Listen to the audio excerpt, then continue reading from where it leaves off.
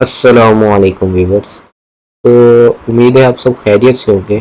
तो इस वीडियो में मैं आपको बताऊंगा कि किस तरह आप सेल्स को ऑपरेट कर सकते हैं।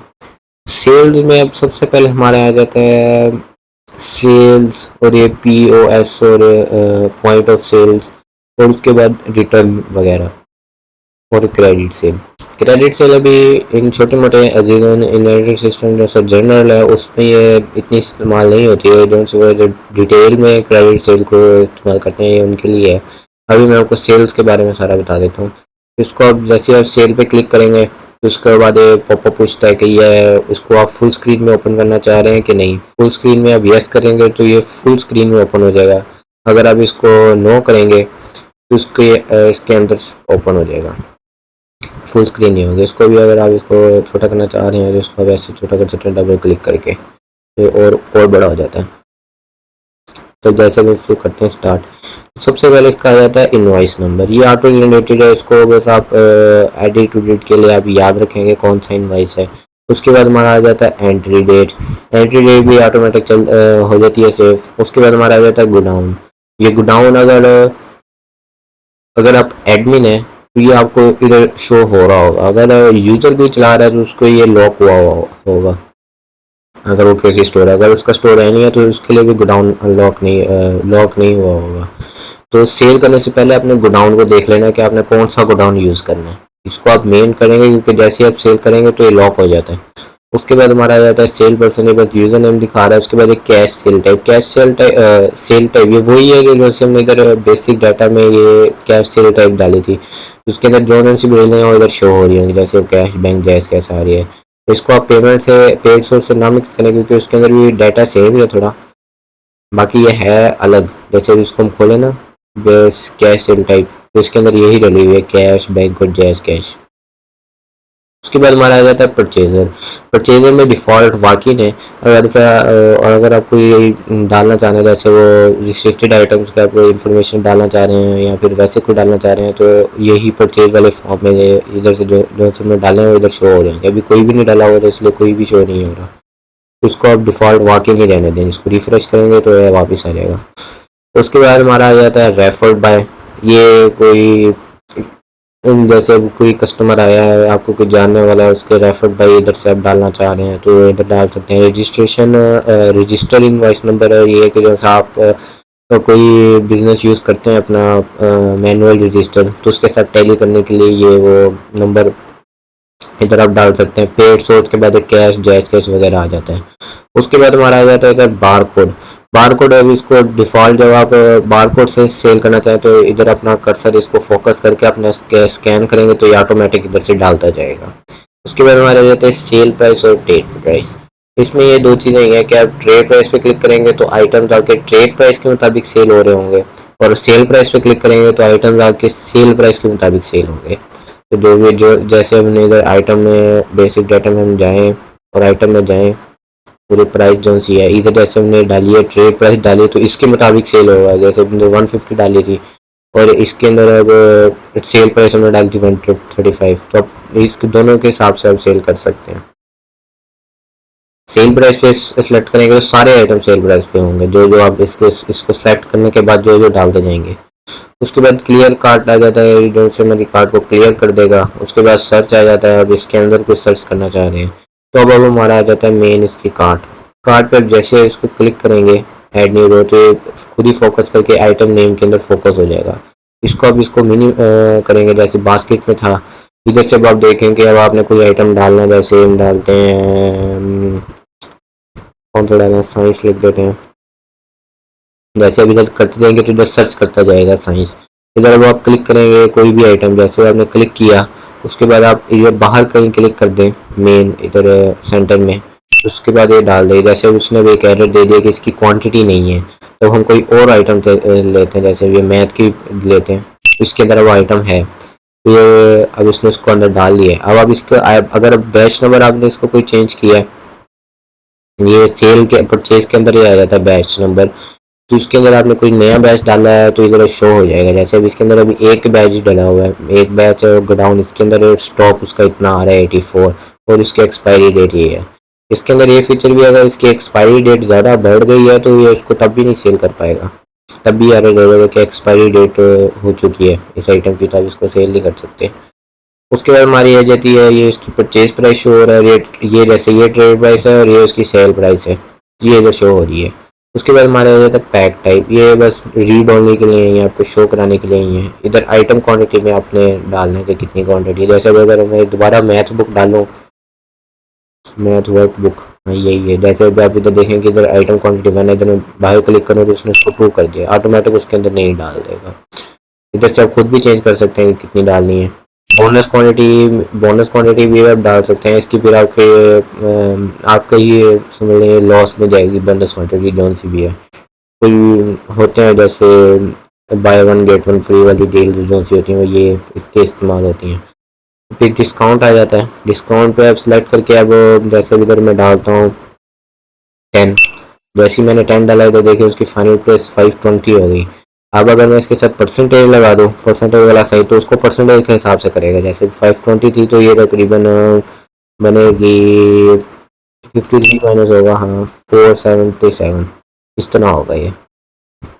टैक्स भी बिल्कुल इसी तरह, या परसेंटेज लगाएंगे साथ साइन तो परसेंटेज में काउंट करेगा, अगर सादा नंबर लिखेंगे तो सादा काउंट करेगा।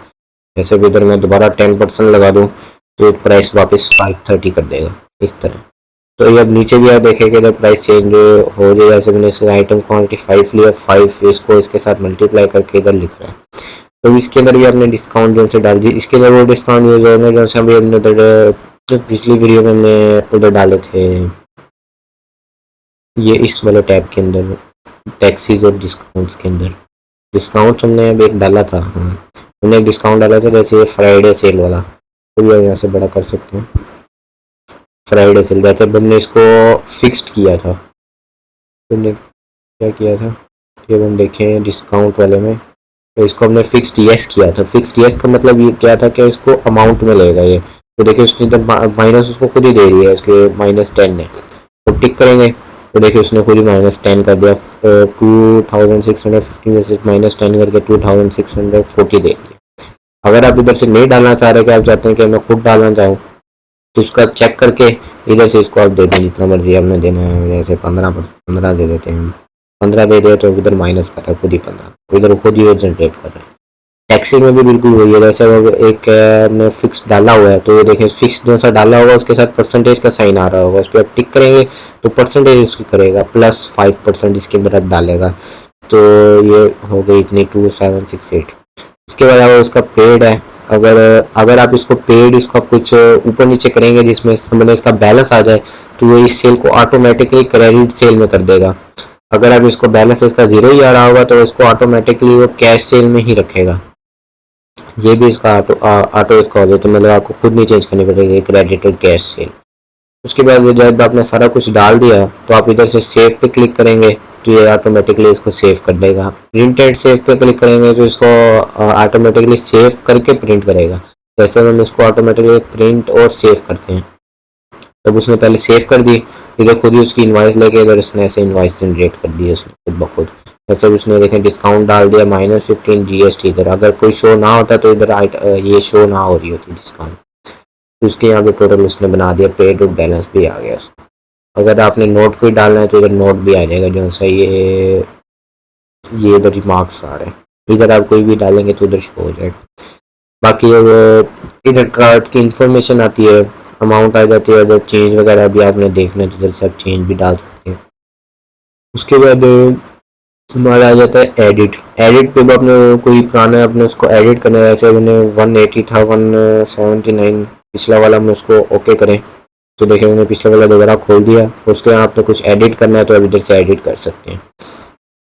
उसके बाद हमारा आ जाता है बास्केट, बंद कर दिया, बास्केट आ जाती है उसके बाद हमारी।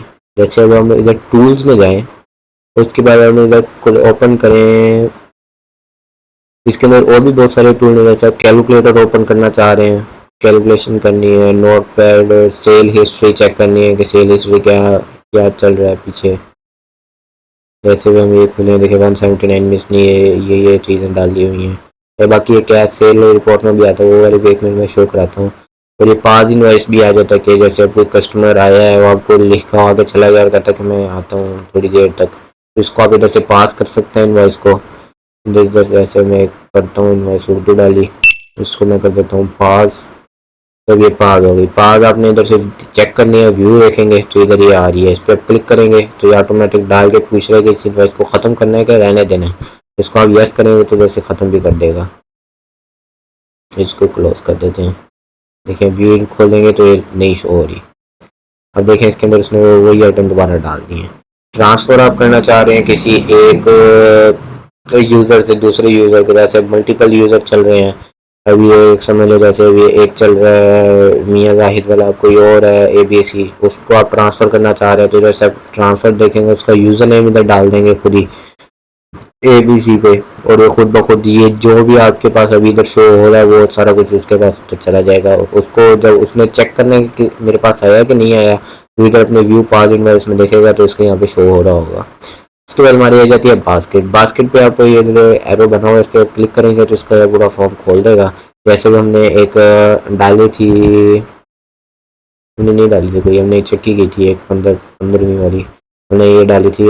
हाँ 7 और सेट वाली। इस पर जैसे ही आप क्लिक करेंगे तो खुद ब खुद उसके पूछेगा कि आपने डालने हैं सारे आइटम, और जो से आपके करंट है वो सारे रिमूव हो जाएंगे। इसको आप यस करेंगे तो उसके सारे आइटम डाल देगा। अब वो कुछ आइटम की क्वांटिटी नहीं है तो उसको खुद ब खुद वो भी चेक कर लेगा।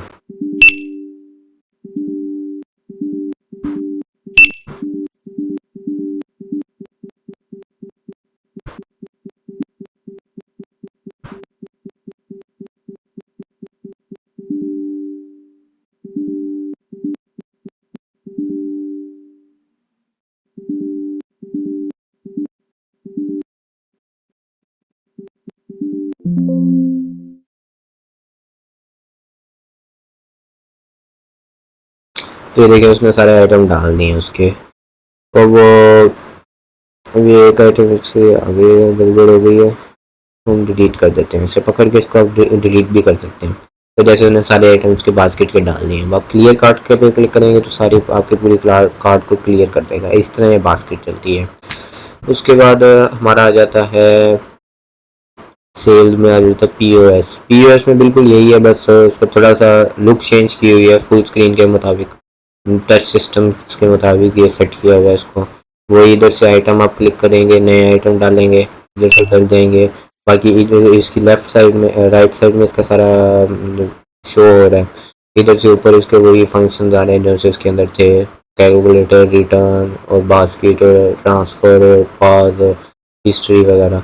रिटर्न में क्या होता है, रिटर्न आप इधर से भी क्लिक करें तब भी खुल जाएगा, और अगर आप इधर से भी क्लिक करें तब भी वही फॉर्म खुलेगा, सेल रिटर्न।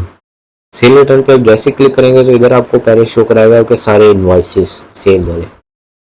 जैसे मैंने एक ये डाला था 179 मैथ वाला। अब आप इसको चाहते हैं कि पूरा इन्वाइस आपने रिटर्न करना है तो आप इस पर क्लिक करेंगे और इधर इसकी डिस्क्रिप्शन बता देंगे कि क्यों रिटर्न कर रहे हैं और उसको सेव कर देंगे तो ये पूरा का पूरा इन्वाइस रिटर्न हो जाएगा। अगर आप चाह रहे हैं कि आपने कोई एक आइटम रिटर्न करना है तो आप इसको ये सा टैब बना आ रहा है, इधर इस पर क्लिक करेंगे, return buy items. Return buy items click करेंगे तो ये आप सारे आइटम शो करेगा। अब आप देखना चाहते हैं कि जैसे अब आपने कोई रिटर्न करनी है मैथ,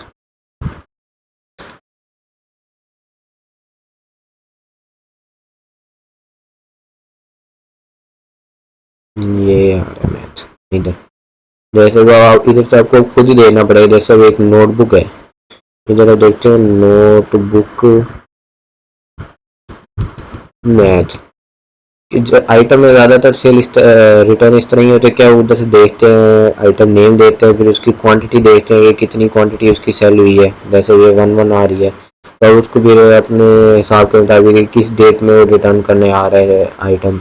उधर से आप इसको क्लिक करके इस पर करते हैं सेलेक्ट डिस्क्रिप्शन कोई भी और उसको सेव कर देते हैं। याद रखें जब आप रिटर्न बाय आइटम्स करें तो आपका रिटर्न बाय आइटम वाला ही टैब खुला होना चाहिए, और जब आप पूरी इनवॉइस रिटर्न करें तो आपका ये इनवॉइस वाला टैब खुला होना चाहिए। इस तरह ये वर्क करते हैं। तो उसके बाद सेल में ये एंड ऑफ द डे भी आता है कि आज आपने कितनी सेल की है उसका टोटल, और परचेज आपने कितनी की है उसका टोटल करके आपको नीचे सम करके दिखा रहा होता है। ऐसे भी हमने 2768 की सेल की थी और जैसे मैथ आइटम 5 क्वान्टिटी की थी, तो इसका सारा उधर टोटल करके इधर दिखा रहे हैं टोटल। फिर इसके बाद ये इसको माइनस करके इधर हमारा प्रॉफिट दिखाएगा। उसके बाद एक और भी आ जाता है iOS V2। इसके अंदर समझ ले इमेजेस वगैरह भी शो होती हैं, जैसे मैंने उनको डाली है टेक्स्ट बुक्स की इमेज तो इधर वो शो होगी, और इधर भी कोई अगर आ रही है तो वो भी इधर शो हो जाती है।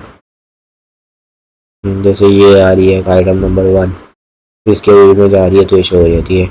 ये फ़ोन थोड़ा ज़्यादा हैवी हो जाता है तो ये थोड़े ज़्यादा इसकी रैम रोम लेता है, तो कभी कभार ये एरर भी दे देता है कि आपकी मेमोरी फुल हो गई है। इस फ़ोन को ज़्यादातर होटल में यूज़ करते हैं तो उसके जिनसे होते हैं टच सॉफ्टवेयर उसके मुताबिक ये चल पड़ता है। इसको बाकी सिस्टम इसका वही है जैसे ये वही सेल्स के मुताबिक ही है। इधर इसकी कार्ड भी शो होती है, ये एक एक्स्ट्रा में, और इधर इसके अपने भी एक कार्ड शो हो रही होती है। बाकी सेल वाला सारा हो चुका है। उम्मीद है अब आपको सेल्स के बारे में सारे कंसेप्ट आपके क्लियर हो चुके होंगे। अगली वीडियो में हम परचेज के सारे देखेंगे, फिर परचेज के सारे देखेंगे, उसके बाद हम रिपोर्ट्स में चले जाएंगे। मिलता हूँ फिर अगली वीडियो में, तब तक के लिए अल्लाह हाफिज़।